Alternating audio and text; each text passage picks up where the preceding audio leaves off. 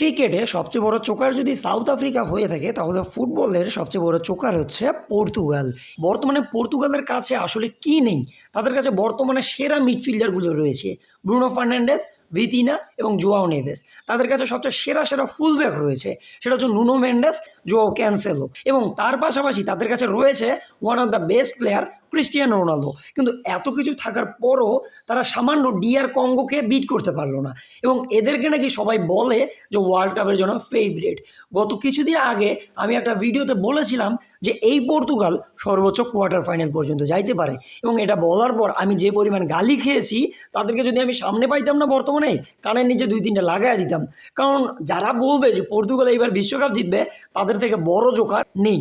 কারণ এই রকম খেলে কোনোভাবে আপনি বিশ্বকাপটা জিততে পারবেন না।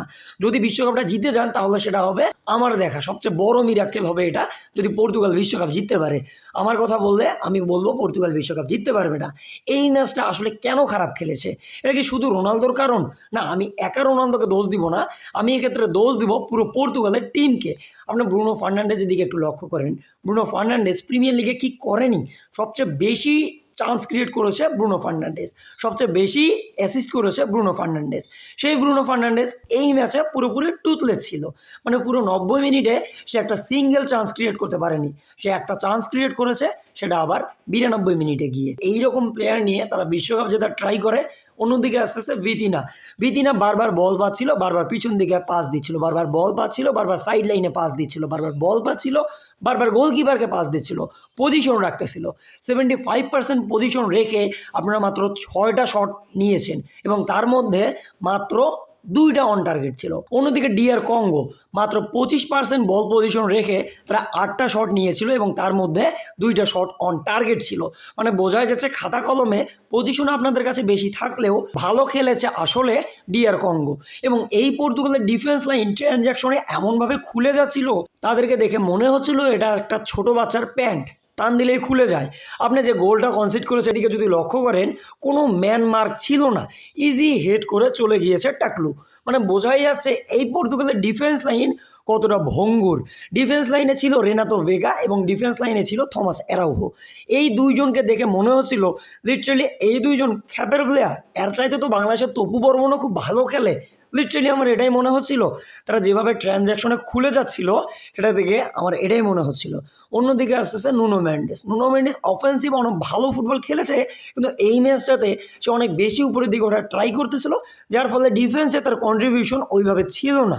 এবং এর পরবর্তীতে যার নাম না বললেই নয়, সেটা হচ্ছে তাদের কোচ। এই কোচ মানে রবার্তো মার্তিনেজ বেলজিয়ামের গোল্ডেন জেনারেশনকে ধ্বংস করেছে। ডি ব্রুইনার, Eden Hazard, Lukaku, Thibaut Courtois থাকার পরও, বেলজিয়াম বারবার টপ ফিনিশ করার পরও তাদেরকে দিয়ে সে কিছুই করতে পারেনি। এবং বর্তমানে সে পর্তুগালের গোল্ডেন জেনারেশনকে ধ্বংস করতেছে। পর্তুগালের স্কোয়াডের দিকে আপনারা একটু লক্ষ্য করে দেখুন না কেন, কোন পজিশনে আপনার কাছে ওয়ার্ল্ড ক্লাস প্লেয়ার নাই। এবং এই সকল প্লেয়ারকে দিয়েও যদি আপনি এত খারাপ ফুটবল খেলান, তাহলে দোষটা তো আসলে ঘুরে ফিরে কোচের কাছেই আসতেছে, এবং আমি দোষটা তো কোচকেই দিব। এই ম্যাচটাতে আপনি ক্রিস্টিয়ানো রোনালদোকে নামিয়েছেন এবং 90 মিনিট খেলিয়েছেন, যেটার পক্ষে আমি কোনোভাবেই থাকবো না। পর্তুগালে ক্রিস্টিয়ানো রোনালদো 90 মিনিট কোনোভাবেই খেলতে পারবে না। সে যত ভালো ফিনিশিংই করুক না কেন, তার টাইম আমার হিসেবে অ্যাটলিস্ট 60 মিনিটে শেষ হয়ে যাওয়ার কথা। তার পরবর্তীতে আপনি কোনো একটা ইয়ংস্টারকে নামাবেন, যে কিনা টিমে অনেক ভালো রিদম দিবে, টিমে অনেক ভালো বুস্ট আপ দিবে। এবং এর পরবর্তীতে আস্তে আস্তে তার ডিসিশন, সে নামিয়েছে ক্রিস্টিয়ানো রোনালদোকে, এবং তাকে সাহায্য করার জন্য কোনো উইঙ্গার নামায়নি, বার্নার্ডো সিলভাকে নামিয়েছে। যে বার্নার্ডো সিলভা বারবার মিডফিল্ডে চলে আসতেছিল, এবং বারবার মিডফিল্ডে চলে আসার কারণে উইঙ্গার পজিশন পুরোপুরি ফাঁকা হয়ে যাচ্ছিল, এবং যে জায়গাটা কভার করার জন্য উপরের দিকে উঠে যাচ্ছিল জোয়াও ক্যানসেলো, এবং যার ফলে ডিফেন্স লাইন পুরোপুরি ফাঁকা হয়ে যাচ্ছিল। এবং এই পাশে ছিল পেদ্রো নেটো। সে যে কী করেছে, বারবার সাইড লাইন দিয়ে উপরের দিকে দৌড়ে উঠে গিয়েছে, এবং বারবার নিচের দিকে চলে এসেছে, বারবার ব্যাক পাস দিয়েছে, বারবার সাইড পাস দিয়েছে। এটা ছাড়া সে কিছুই করেনি। যখন আপনি ক্রিস্টিয়ানো রোনালদোকে নামাবেন, তখন আপনার এমন উইঙ্গার নামানো উচিত যারা দুই পাশ থেকে বারবার ক্রস দিবে, যেটা তাকে হেডে বা ট্যাপ ইন করবে ক্রিস্টিয়ানো রোনালদো, কিন্তু সেটা আপনি করেননি না। এবং এই রকম যদি চলতে থাকে, আমি আপনাদেরকে যেটা বলেছিলাম যে এইবার পর্তুগাল কোয়ার্টার ফাইনাল পর্যন্ত যাবে, আমার মনে হয় সেটাও হবে না। তারা গ্রুপে থার্ড ফিনিশ করবে। কারণ আপনারা যদি খুব ভালোভাবে লক্ষ্য করে থাকেন তাহলে দেখবেন কলম্বিয়া এবং উজবেকিস্তানের ম্যাচটা কিন্তু অনেক ভালো হয়েছে, এবং এই ম্যাচটাতে উজবেকিস্তান অনেক ভালো ফুটবল খেলেছে। এবং পর্তুগাল যদি ভাবে উজবেকিস্তানকে খুব সহজে হারিয়ে দিবে, আমার মনে হয় সেটা তারা করতে পারবে না। কারণ সেটা করার অ্যাবিলিটি তাদের কাছে থাকলেও তাদের কোচের মাথায় আমার মনে হয় সেটা করার মতো বুদ্ধি নেই। এবং এর পরবর্তীতে আসতেছে কলম্বিয়াকে যে আসলে কিভাবে বিট করবে, আদৌ বিট করতে পারবে কি না, আমার মনে হয় না তারা পারবে। এবং কোচও মনে হয় সেক্ষেত্রে হাল ছেড়ে দিয়েছে। এটাই আমার যেটা মনে হচ্ছে পর্তুগালের ফরমেশন দেখে। তো আপনাদের কি মনে হয়, পর্তুগাল কি আমাকে ভুল প্রমাণিত করবে? তারা কি কামব্যাক দিবে? তারা কি বিশ্বকাপ জিততে পারবে? আপনাদের কি মনে হচ্ছে কমেন্ট বক্সে অবশ্যই জানিয়ে দেন।